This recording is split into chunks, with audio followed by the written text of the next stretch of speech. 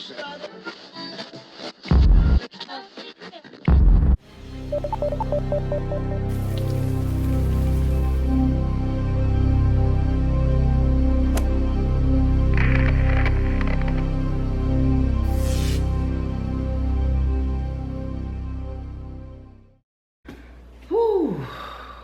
up, YouTube?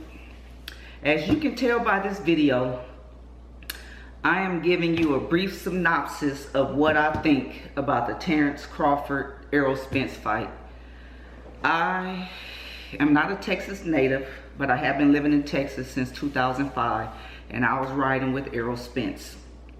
Congratulations to Terrence Crawford on a great victory. This is my thoughts in hindsight. I don't know if you guys remember the movie Creed, installment number 2, when Rocky told Adonis, your natural style is just not gonna work for him, with Dolph Lundgren's son. So he had to be remade. He had to revamp his style of boxing. You remember they took him out to the desert, broke him, made him tough.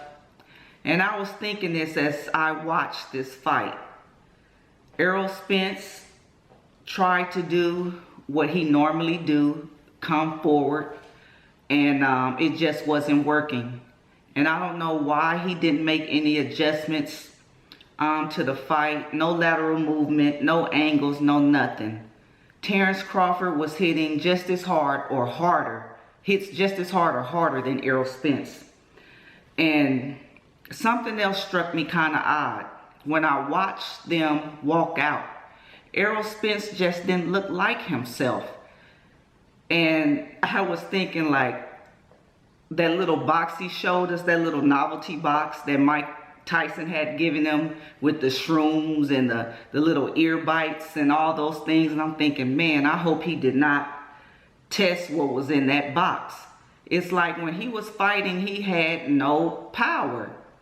And I have to say that Terrence Crawford had a good game plan, because when he kept, how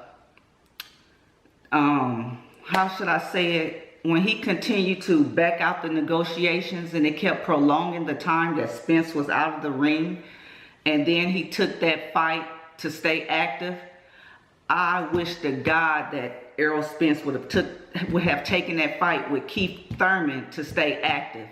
You know, instead of just sitting out and saying, no, I'm waiting on Terrence Crawford. This is who I want to fight. I believe that was part of their strategy, to have him so to the point where he would have so much ring rust. You know, he just didn't even look like himself. And I pray that he can come back from this. You know, many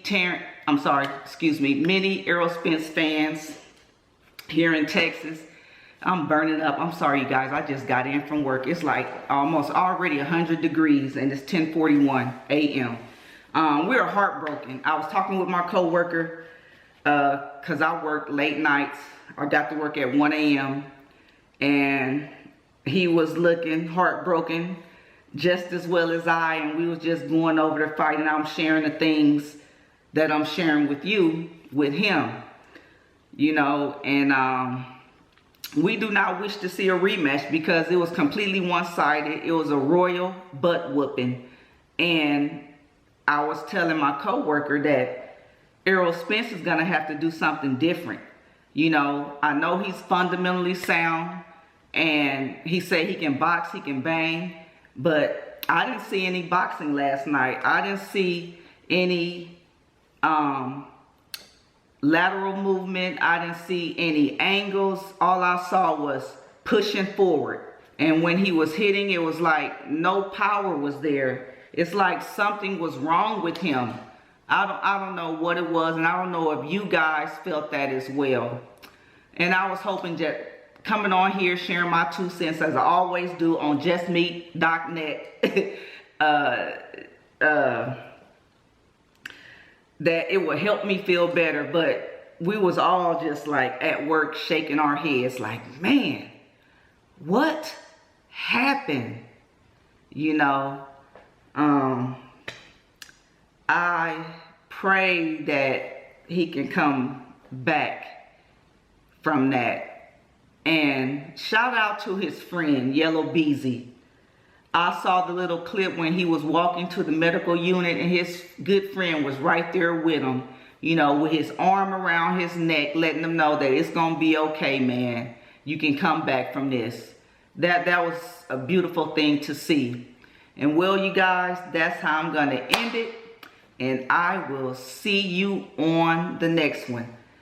This is Just Meek on Deck. And I love that guy, Showbiz the Adult, when he does that, the morning after. Anyway, I'm out. Wake up!